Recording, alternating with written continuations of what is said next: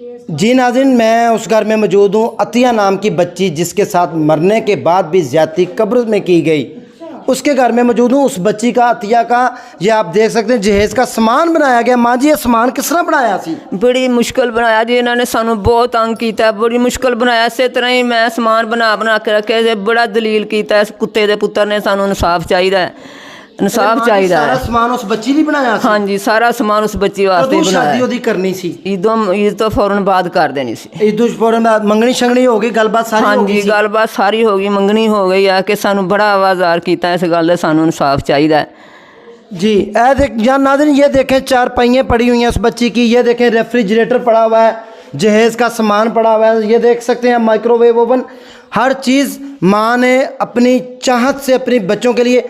माँ जी, हुण जहेज़ दा की बनेगा? बच्ची तो अल्लाह नू प्यारी हो गई है, हुण की करोगे तुसी, की कहना चाहोगे? भी हुण इहदी